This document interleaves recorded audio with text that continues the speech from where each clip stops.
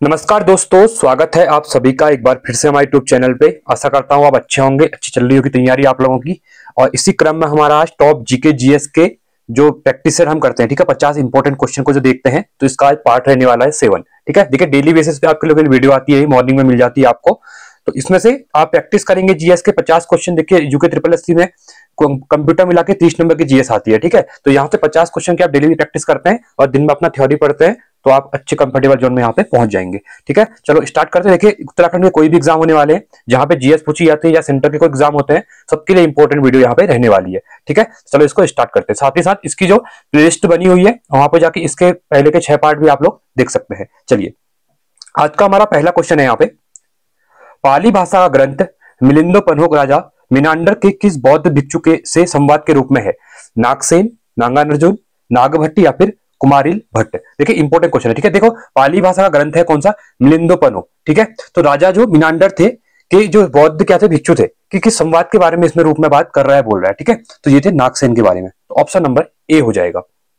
Second question है, नीचे दिए गए विकल्पों में से गहरवाल वंश, राष्ट्रकूट वंश, सातवाहन वंश, सैयद वंश के संस्थापकों के नामों का सही संयोजन मत ज्ञात कीजिए। देखिए अब रिसेंट में क्या हो रहा है ना, आपने देखा होगा यूके ट्रिपल एससी का पैटर्न, वन लाइनर छोड़ के ना वो 2-3 क्वेश्चन एक ही क्वेश्चन में दे रहा है। ठीक है, अब यहाँ पे देखिए पहले कह रहा है गहरवाल वंश, ठीक है, राष्ट्रकूट वंश, सातवाहन वंश और सैयद वंश। अगर आपको इसमें से एक भी पता है, ठीक है, चलो सपोज मैं आपको एग्जाम्पल देता हूं।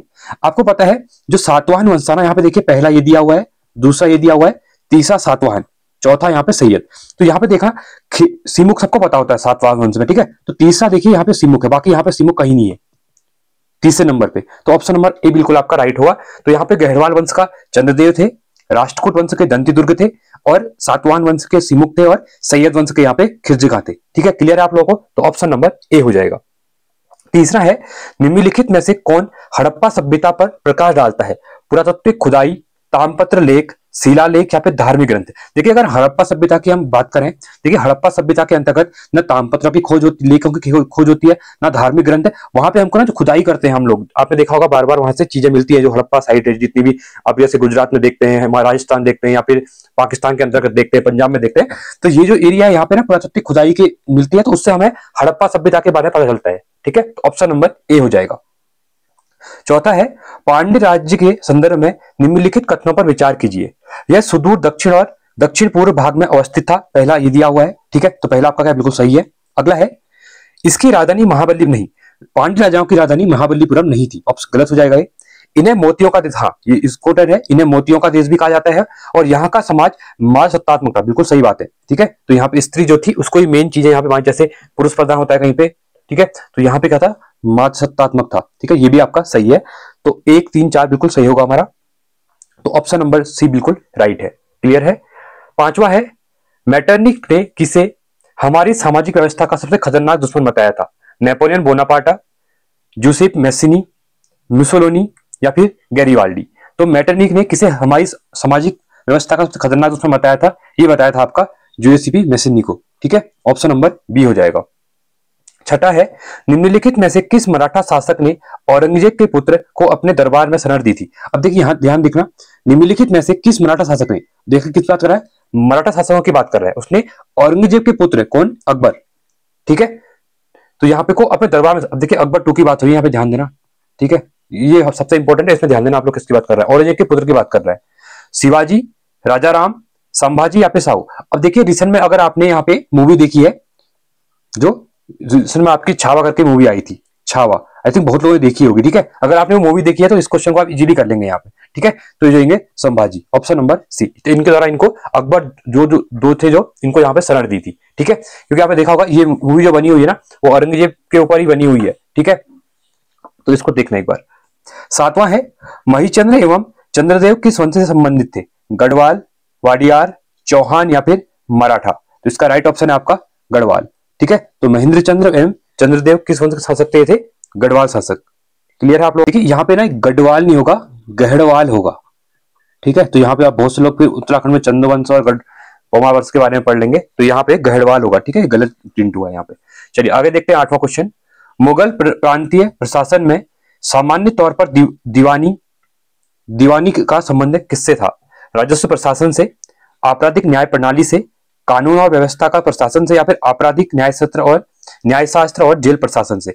तो मुगल कालीन प्रशासन की बात करेंगे तो दीवानी, आपने दीवानी के बारे में पढ़ा भी होगा। तो ये क्या था, एक राजस्व प्रशासन था, दीवानी प्रशासन। ठीक है, तो ऑप्शन नंबर ए बिल्कुल यहाँ पे आपका बिल्कुल राइट है। ठीक है, आगे बढ़ेंगे अगले क्वेश्चन की तरफ।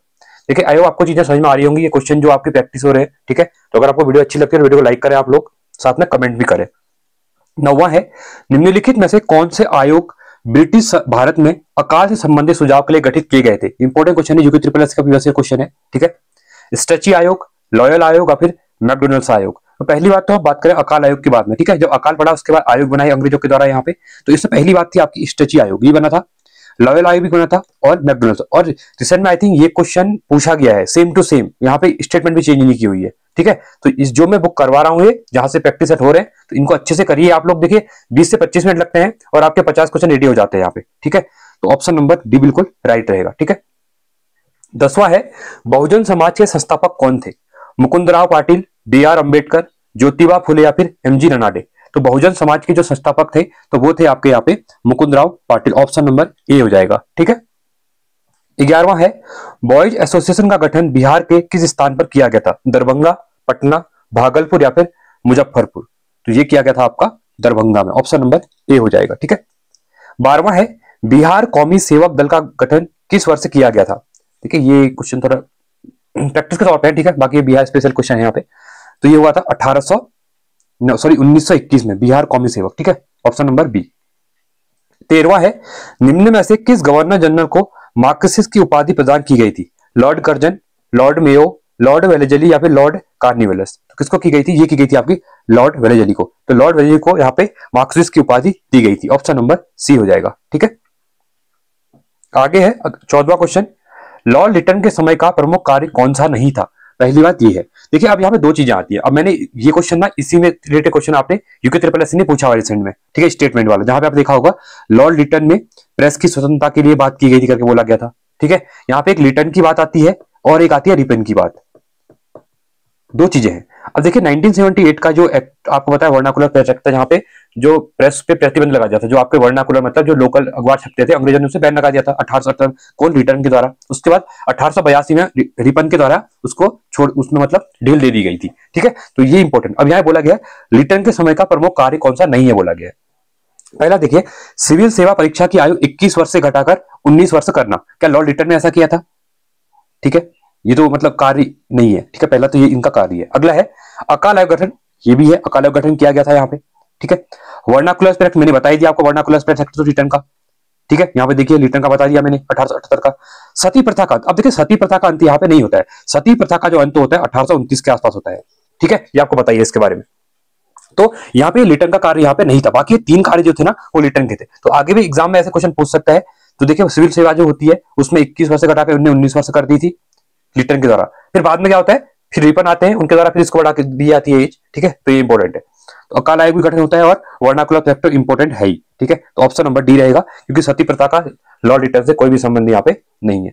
आपको पहले कमेंट में करेंगे आप लोग, क्वेश्चन है आज का, सती प्रथा का अंत किसने किया था।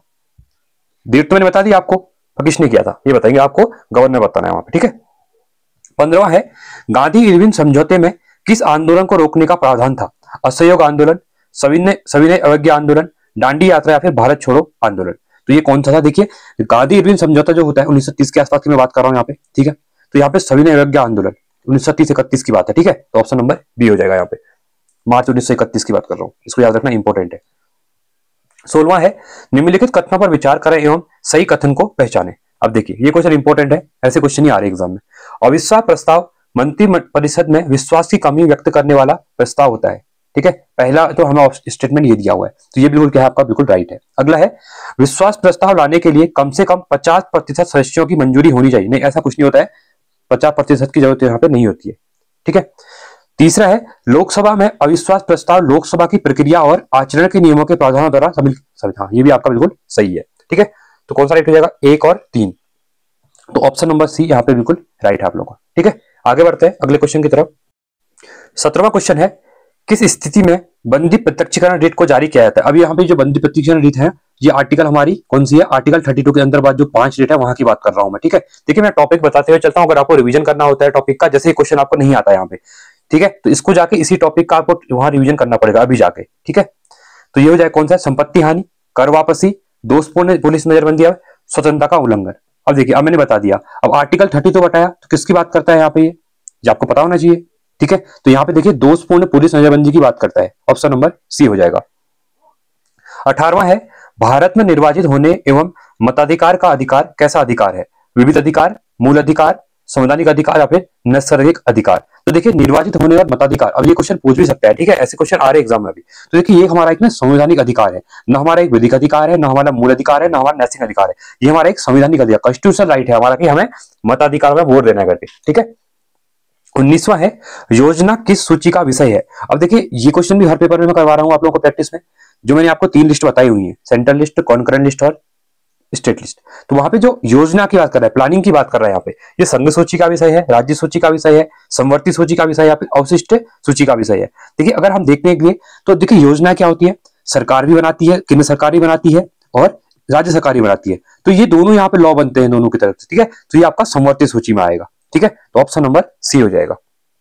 जैसे कल के एग्जाम मैंने आपको इलेक्ट्रिसिटी का बताया था, बिजली वाला, तो मैंने आपसे एग्जांपल दिया था, जैसे उत्तराखंड में बिजली का रेट घटता है बढ़ता है, तो वो कौन करता है? वो स्टेट गवर्नमेंट डिसाइड करती है। तो जो बिजली वगैरह है वो किसका पार्ट है? वो राज्य सूची का विषय है।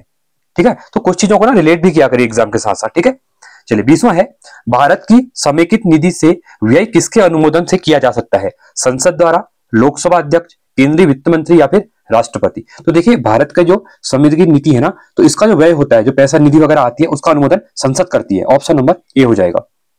21वां है, निम्नलिखित में से भारतीय संविधान का कौन सा अनुच्छेद लोक सेवा आयोगों के व्यय से संबंधित है? अब देखिए क्या बात कर रहे हैं यहाँ पे, लोक सेवा आयोगों के व्यय की बात कर रहा है। अब पहली बात आपको पता होना चाहिए, हमारे जो ये लोक सेवा वाले पब्लिक कमीशन के बारे में जो लिखा हुआ है वो कौन से आर्टिकल में लिखा हुआ है, अब ये पार्ट आपको पता होना चाहिए, उसी के बाद रिलेटेड चीजें कर पाएंगे। ठीक है, अब यहाँ पे जितने भी आर्टिकल दिए हुए हैं ना, ये सब इससे रिलेटेड दिए हुए हैं। ठीक है, अनुच्छेद 320, अनुच्छेद 321 या अनुच्छेद 322 या अनुच्छेद 323 तो यहाँ पे व्यय की बात कर रहा है। ठीक है, तो ये किसमें दिया गया है? ये अनुच्छेद 322 में दिया हुआ है। ठीक है, ऑप्शन नंबर सी हो जाएगा। 22वां है, निम्नलिखित में से कौन सा कृषि पद्धतियों का सही क्रम है? पहले क्या करते हैं आप लोग? मिट्टी तैयार करते हैं, सिंचाई करते हैं, बुआई करते हैं या फिर कटाई करते हैं। अगला है मिट्टी तैयार करना, बुआई करना, सिंचाई करना, कटाई करना। बुआई, देखिए बुआई तो होगा नहीं, पहले मिट्टी तैयार करना पहले होगा। देखिए अब पहले कुछ भी करेंगे, मिट्टी को रेडी करते हैं खेतों में। ठीक है, मिट्टी रेडी करने के बाद उसकी बुआई की जाती है। क्या की जाती है? उसकी बुआई की जाती है। बुआई करने के बाद सिंचाई की जाती है उसकी। ठीक है, और सिंचाई के बाद लास्ट में उसे कटाई की जाती है। ठीक है, तो कौन सा राइट हो जाएगा? मिट्टी तैयार करना, बुआई करना। तो ऑप्शन नंबर आपका बिल्कुल यहाँ पे राइट हो जाएगा। ठीक है, 23वां है, तातीपाका तेल रिफाइनरी कहां स्थित है? तमिलनाडु, गुजरात, आंध्र प्रदेश या फिर महाराष्ट्र में। तो ये है आपका तातीपाका तेल रिफाइनरी आपकी आंध्र प्रदेश में। ठीक है, 24वां है, देखिए स्टैटिक जीके क्वेश्चन है, ऐसे आते हैं जैसे पोर्ट वाले पूछ सकते हैं एयरपोर्ट कौन सा है, ठीक है, या आपकी तेल रिफाइनरी कहां पर है, ठीक है, तो नेचुरल रिफाइनरी कहां पर है, इस टाइप के क्वेश्चन आते हैं जो स्टैटिक जीके में या आपको ज्योग्राफी में मिल जाएंगे आराम से। ठीक है, 24वां है, निम्नलिखित सागरों में से कौन सा गाजा स्ट्रिप के पास स्थित है? देखिए मैंने कहा ना ये क्वेश्चन ही बंद है क्योंकि अभी वहां पे कॉन्फ्लिक्ट चल रहा है मिनिस्ट्री के अंतर्गत। ठीक है, तो गाजा स्ट्रिप बात करेगा तो भूमध्य सागर के पास स्थित है, लाल सागर जो रेड सी है या फिर ब्लैक सी या फिर कैप्सियन सी। ठीक है, तो जो गाजा स्ट्रिप है आपने देखा होगा, गाजा के अंदर अभी बीच में लड़ाई भी चल रही थी। ठीक है, तो इसके एक बार मैप जाके देखे ना, क्योंकि ये एग्जाम में पूछ सकता है एग्जाम में क्वेश्चन। ठीक है, तो देखिए जो आपका मेडिटेरियन सी है ना, भूमध्य सागर, तो गाजा स्ट्रिप वहां पे है। ठीक है ना, चलिए आगे बढ़ते हैं।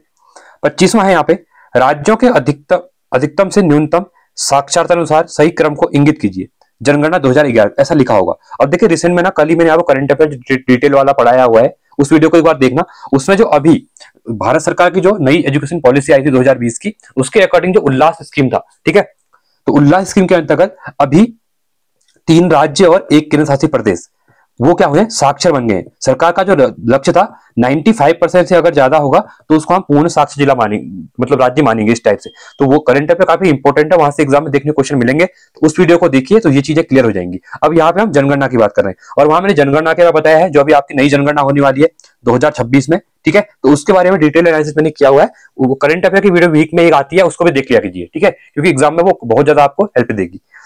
अब देखिए पहली बात, सबसे क्या कह रहा है? न्यूनतम, अधिकतम से न्यूनतम, सब मतलब घटते हुए क्रम में करता है। ठीक है, अब सबसे ज्यादा आपको सबको पता है केरल की क्या है, सबसे ज्यादा यहाँ पे क्या है? साक्षरता है। सबसे ज्यादा किसकी है? केरल की है। ठीक है, केरल के साथ साथ अगर हम अगला देखते हैं यहाँ पे, तो वो है आपकी मिजोरम की। ठीक है, मिजोरम की है, फिर आपकी गोवा की है, फिर आपकी क्या है? त्रिपुरा की है, और यही देखिए, यही चीज मैंने आपको बताया।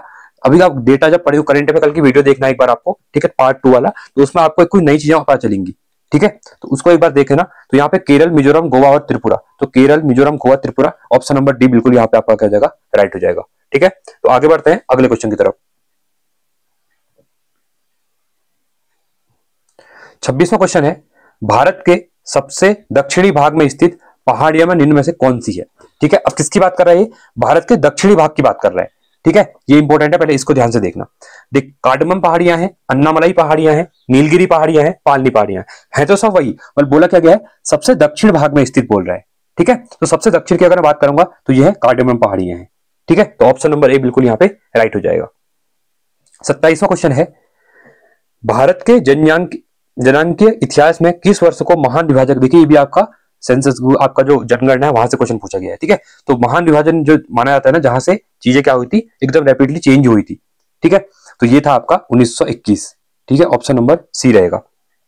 28वां है, समुद्री तरंगें किनारों पर अवसाद जमाकर का निर्माण करती है। अब जो समुद्री तरंगा होती है ना, तरंगा आती है तो क्या करती है, किनारे से टकराती है, ठीक है, तो वहां पे क्या करती है, अवसाद जमा करती है, तो क्या निर्माण करती है, समुद्री पुलिन का, समुद्री डेल्टा का, स्टैक का, या फिर तटीय मेहरवा का, ठीक है। तो ये जो तरंगे जो आती है, जो अपने साथ अवसाद वगैरह लेके आती है ना, ये क्या करती है, ये आपके लिए समुद्री पुलिन का निर्माण करती है वहां पे, ठीक है, जमा करके जो अवसाद वगैरह लेके आती है। तो ये हो जाएगा आपका ऑप्शन नंबर ए। अगला है 29वां, विद्युत के माध्यम से किसी अन्य पदार्थ के ऊपर किसी भी अन्य वांछित धातु की परत चढ़ाने की प्रक्रिया को कहा जाता है, इलेक्ट्रोप्लेटिंग, इलेक्ट्रोमैग्नेट, इलेक्ट्रोड या फिर इलेक्ट्रोकंडक्टर। इसको यहाँ पे क्या कहा जाता है, ये बोला गया, इसको कहते हैं इलेक्ट्रोप्लेटिंग कहा जाता है, ऑप्शन नंबर ए हो जाएगा। 30वां है, चंद्रताल झील निम्न में से किस राज्य में स्थित है, हिमाचल प्रदेश, उत्तराखंड, लद्दाख, सिक्किम। तो ये है आपकी हिमाचल प्रदेश में है, ठीक है। 31वां क्वेश्चन है, गुजरात से गोवा तक के तटीय क्षेत्र को निम्न में से किस नाम से जाना जाता है। देखिए, अगर आप ऐसे मैप बनाते हैं, ठीक है, तो ये वाला जो तट है ना, ये वाला और ये वाला तट है, आपने इसमें देखा होगा, काफी न्यूज में था, यहाँ पे ट्रेन लास्ट ईयर ड्रिल हो गई थी, मतलब पटरी से उतर गई थी, ठीक है। तो कौन सा था वो, कोरोमंडल तट था, ठीक है। और इसको क्या कहते हैं हम लोग, इसको हम मालाबार तट कहते हैं, ठीक है। अब यहाँ पे बोला क्या, ध्यान दें, गुजरात से गोवा कह रहा है, मतलब यहाँ भी डिवाइड हुआ कुछ चीजें यहाँ से यहाँ तक, तो इसको क्या कहते हैं, कोंकण तट कहते हैं, क्या कहते हैं, कोंकण तट, क्योंकि कोंकण गोवा वाला रीजन है ये, ठीक है, कोंकण गोवा। तो आपका ऑप्शन नंबर बी होगा, ठीक है। तो इंपॉर्टेंट है, यहाँ से कुछ भी क्वेश्चन पूछ सकता है। ये आपका कोरोमंडल तट है, ये वाला ईस्टर्न साइड वाला, ये आपका मालाबार तट कहलाता है, और ऊपर का जो पार्ट होता है ये आपका कोरोमंडल तट कहलाता है, सॉरी कोंकण तट कहलाता है, ठीक है। तो ये क्लियर है आप लोगों को, ऑप्शन नंबर बी हो जाएगा। 32वां है, मेहसाना निम्न में से किसकी प्रमुख नस्ल है। देखिए इंपॉर्टेंट, अब मेहसाना एक जगह भी है, कहां पे है, गुजरात में है, तो वहां पे है क्या, गाय की नस्ल है, बकरी, ऊंट या भैंस। तो ये अगर आप मेहसाना गुजरात में जाते हैं ना, मैं एक बार यहाँ पे गया हूँ, ठीक है, तो यहाँ पे क्या मिलते हैं, भैंसे हैं, मेहसाना काफी बड़ी बड़ी भैंसे होती हैं, ठीक है, और दूध भी इनका अच्छा खासा दूध देते हैं, इसलिए भारत में सबसे ज्यादा दूध वगैरह जो आता है ना, वो यूपी और फिर गुजरात और हरियाणा, यही से ज्यादा दूध यहाँ पे होता है। तो मेहसाना बहुत अच्छी किस्म की भैंस होती है, ठीक है, ये गुजरात के मेहसाना जगह पे ही मिलती है, तो इसको याद रखना इंपॉर्टेंट है। 33वां है, सूचियों का मिलान करना है, राष्ट्रीय उद्यान और अभ्यारण्य दिए हुए हैं, और यहाँ पे सही ने यहाँ पे राज्य भी दिया हुआ है, ठीक है। तो पहला यहाँ पे क्या है ध्यान से देखना, बुक्सा है। अब बुक्सा जनजाति है, वो कहाँ पे है, सिंपलीपाल है। अब एक चार्ज हमें कहना, सिंपलीपाल क्या है, राष्ट्रीय अभ्यारण्य है, वो आपका उड़ीसा में है, तो आपका बी का तो क्या हो जाएगा, 4 हो जाएगा पहले, ठीक है। अब देखो इसके बाद है यहाँ पे नागरहोल, ठीक है, तो नागरहोल कहां पर है, तो ये आपका कर्नाटका में, ये आपका 2 हो जाएगा। नोकरेक ये आपका मेघालय में है, ये आपका 1 हो जाएगा, ठीक है। और इससे पहले जो हमारा बचा था बुक्सा, बुक्सा आपका वेस्ट बंगाल हो जाएगा, ठीक है, तो ये आपका 3rd हो जाएगा, ठीक है। उत्तराखंड में बुक्सा, ये यहाँ पे ध्यान देना, आप लोग गलत क्वेश्चन करेंगे, वहां पे बुक्सा क्या बोला है, जनजाति रहती है उत्तराखंड में, ठीक है, ध्यान रखना। यहाँ पे राष्ट्रीय उद्यान अभ्यारण्य पूछा गया, ये खास इंपॉर्टेंट यार, ये चीजें होती है मेन जो एग्जाम में कंफ्यूज करती है। तो 3, 4, 2, 1, तो 3, 4, 2, 1 है, ऑप्शन नंबर सी है आपका, ठीक है। 34वां है, कैंटरबरी घास का मैदान निम्न में से किस देश में पाया जाता है। इंपॉर्टेंट क्वेश्चन है, ठीक है। इनके लिए मैं शॉर्ट वीडियो मैंने बनाई हुई है, मतलब नोट्स हैं, उनको करा दूंगा मैं एक बार। जो ग्रासलैंड है, ठीक है, तो ये इंपॉर्टेंट होता है, ग्रासलैंड पूछ लिया जाता है, ठीक है। तो अलग अलग जो ग्रासलैंड है, पंपास है, कैंटरबरी है, ठीक है, तो ये आप सवाना है, ये सब करवा दिए जाएंगे आपको। ये कैंटरबरी कहाँ पे, ऑस्ट्रेलिया में है, हंगरी, ब्राजील या फिर न्यूजीलैंड में। तो कैंटरबरी इंपॉर्टेंट है, तो ये है आपकी यहाँ पे न्यूजीलैंड में है, ठीक है। 35वां है, हड़प्पा कालीन स्थलावशेषों में से किस एक स्थल से समुचित एवं व्यवस्थित जल निकासी प्रणाली के साक्ष्य मिले हैं। लोथल से, मोहनजोदड़ो से, कालीबंगा से या फिर धौलावीरा से। अब देखिए जल निकासी प्रणाली की अगर बात कर रहा है, ठीक है, तो ये मिली हुई है धौलावीरा से। ऑप्शन नंबर डी हो जाएगा। 36वां है, निम्न में से किस में सुंग वंश का वर्णन किया गया है? नीतिसार में, मछलीकट्टिकम में, मालविका गृहमित्रम में या फिर कथा सरित सागर में। ठीक है, तो सुंग वंश की बात करेंगे, इसकी जो बातें की हुई है वो की हुई है आपकी मालविका गृहमित्रम में की गई है। ऑप्शन नंबर डी सी हो जाएगा। ठीक है, आगे बढ़ेंगे अगले क्वेश्चन की तरफ।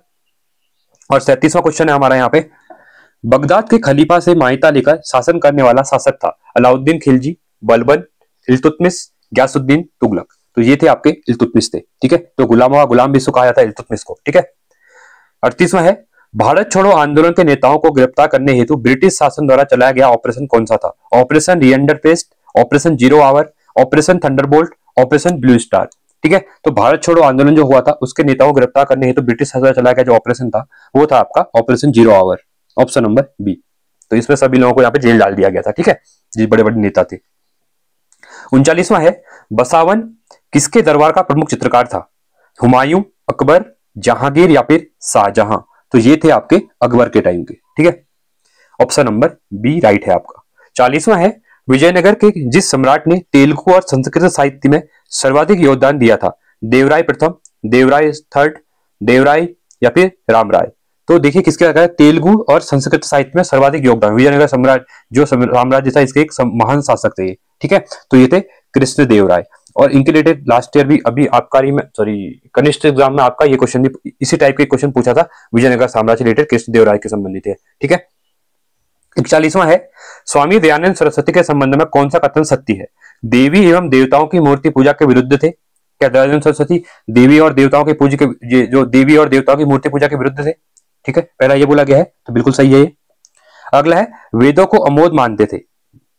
ठीक है, ये भी बिल्कुल सही है। ठीक है, अगला है, ईश्वरचंद्र विद्यासागर से मिले और उनके विचार विमर्श किया। नहीं, ऐसा कुछ नहीं है। ठीक है, गलत है। तो एक और दो सही होंगे यहाँ पे, बिल्कुल राइट है आपका कौन सा? डी ऑप्शन, एक और दो। ठीक है, 42वां है, सहायक संधि से वेलेजली द्वारा भारतीय राज्य को राजनीतिक परिधि में लाने का प्रयास किया गया, इसके व्यवस्थित कार्यक्रम में निम्न में से कौन सा सही है कह रहे हैं। ठीक है, पहली बार जो वेलेजली ने क्या की थी, सहायक संधि की थी। ठीक है, तो इसके अकॉर्डिंग किसको ऐसे मिलाया था इनके बारे में? ठीक है, ये बोला गया है पहले। देखिए पहली बात, हैदराबाद, तंजौर, अवध और भोंसले। तो ऑप्शन नंबर डी हो जाएगा यहाँ पे। ठीक है, याद करने वाला क्वेश्चन होता है। 43वां है, निम्नलिखित युग्मों में से कौन सही सुमिलित नहीं है कह रहा है। ठीक है, पहला कह रहा है सुगुलों की संधि 1816 में होती है। ठीक है, चलो पहला तो सही है, अब सगुलों की संधि आप लोग पढ़ते ही हैं। अवध का विलय 1856 में होता है, ये बिल्कुल सही है आपका। ठीक है, इसके बाद अगला आता है आपका सिंध का विलय। नहीं, ये 1848 में नहीं है सिंध का विलय। ठीक है, झलकी की संधि, ये बिल्कुल सही है, तो ऑप्शन नंबर सी हो जाएगा यहाँ पे। 44वां है, विश्व प्रसिद्ध कश्मीर घाटी और डच झील स्थित है। ठीक है, अब देखिए ये है कहाँ, कश्मीर है नहीं है, बट यहाँ पे क्या बोला गया है, हिमालय की बोला गया है। बृहद हिमालय और पीरबंजाल के बीच में है, बृहद हिमालय और जाक्सा श्रेणी के बीच में है, कालाकोरम और जाक्सा श्रेणी के बीच में है, या फिर लघु हिमालय और शिवालिक के बीच में है। तो प्रसिद्ध कश्मीर घाटी की बात कर रहा है और डच झील भी कहीं पे है, श्रीनगर में ही है। ठीक है, तो इसको हम देखते हैं। तो देखिए जो बृहद हिमालय है आपका और पीरबंजाल रेंज है, इसके बीच में पड़ता है ये दोनों चीजें हमारी। ठीक है, तो ऑप्शन नंबर ए हो जाएगा। और लघु हिमालय शिवालिक तो नीचे का पार्ट है। ठीक है, इतनी ऊपर, ये हम हाइट की बात कर रहे हैं बहुत ज्यादा। चलिए आगे बढ़ेंगे। और 45वां क्वेश्चन है हमारा, निम्नलिखित में से कौन सा एकाधिकार प्रतिस्पर्धा की प्रकृति नहीं है कह रहा है। ठीक है, विक्रेता की अधिक संख्या, उद्यमों का स्वतंत्र प्रवेश, उद्यमों का स्वतंत्र निकास या फिर सजातीय उत्पाद। ठीक है, देखिए इकोनॉमिक्स आ गई है। ठीक है, जिसको लगता है इकोनॉमिक्स से क्वेश्चन नहीं होते हैं तो वो भी होते हैं यहाँ पे। तो ये होता है सजातीय उत्पाद। ठीक है, ऑप्शन नंबर डी हो जाएगा। आगे बढ़ेंगे, यदि सीमांत उत्पादन बढ़ती जाती है तो यह दर्शाती क्या है? देखिए सीमांत उत्पादन होता है ना, अगर वो बढ़ता है तो वो क्या दर्शाता है? वृद्धिमान प्रतिफल का नियम, ह्रासमान प्रतिफल का नियम, स्थिर प्रतिफल का नियम या फिर उपयुक्त में से कोई नहीं। तो सीमांत उत्पादन अगर बढ़ता है तो वो यहाँ पे दिखाता है, आपको इंडिकेट करता है वृद्धिमान प्रतिफल का नियम होता है वो। ठीक है, 47वां है, सकल घरेलू उत्पाद और सकल राष्ट्रीय उत्पाद में अंतर क्या है? ठीक है, ये इंपॉर्टेंट क्वेश्चन है। देखो पहली बात यहाँ पे क्या करेगा, सकल घरेलू की बात करेगा, और दूसरा क्या करेगा, राष्ट्रीय उत्पाद की बात करेगा। विदेशों से प्राप्त शुद्ध आय, क्या विदेशों से प्राप्त शुद्ध आय को यहाँ पे लेते हैं? ऑब्वियसली लेते हैं, तो बिल्कुल राइट हो जाएगा। ठीक है, इन दोनों का जो अंतर होता है ना, घरेलू उत्पाद और सकल राष्ट्रीय उत्पाद का, तो इसमें जो अंतर होगा वो क्या होगा, विदेशों से प्राप्त शुद्ध आय होगा जो। ठीक है, अंतर निकलेगा जो बीच का, तो ऑप्शन नंबर ए हो जाएगा। 48वां है, विश्व रंगमंच दिवस कब मनाया जाता है? 5 मार्च, 27 मार्च, 18 मई या फिर 11 अगस्त को। ठीक है, तो ये बनाया था आपका 27 मार्च को। 49वां है, निम्न में से कौन सा शब्द नॉन टैली से संबंधित है? ठीक है, इसमें स्टॉक, चेंज या फिर इन, तो ये कौन सा होता है? देखिए पहली बात, इसमें मारते हैं, आपने देखा होगा, ठीक है। उसके बाद स्टॉक नहीं होता है, स्टॉक क्रिकेट का पार्ट है, ठीक है। चेंज और इन, जी सही, 1 3 4, 1 3 4 ऑप्शन नंबर सी हो जाएगा। और हमारा लास्ट क्वेश्चन है आज का, निम्नलिखित में से कौन सा युग्म सही सुमेलित नहीं है? गुप्तचर संस्था दी हुई है और देश दिया हुआ है, कौन से देश की कौन सी है? अब देखिए मोसाद तो काफी नया न्यूज में, आपने देखा होगा अभी जब इजराइल की लड़ाई चल रही थी अभी, ठीक है, ईरान के साथ, तो जहां तक मोसाद है इजराइल की है, खुफिया, ठीक है, तो मोसाद तो काफी स्ट्रांग मानी जाती है वर्ल्ड वाइड, ठीक है। ये अपने दुश्मनों को कहीं भी देश में जाके मार सकते हैं, ठीक है, ढूंढ के। सावाक है, ठीक है, कौन सा सही नहीं है कह रहा था, ठीक है, सावाक इराक की नहीं है। मुखबरात मिस्र की है, बिल्कुल सही है। नाइचो जापान की बिल्कुल सही है, ठीक है। तो ये इंपोर्टेंस है, भारत की क्या है, रॉ है ना, भारत की क्या है, रॉ है, इसी टाइप से है, ठीक है। तो आई होप ये क्वेश्चन 50 क्वेश्चन आपको पसंद आए होंगे, ठीक है, अच्छे लगे होंगे प्रैक्टिस के तौर पे।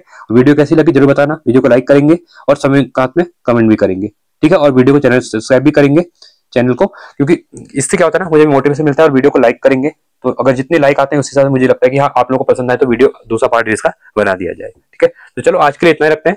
Thanks for watching. जय हिंद, वंदे मातरम।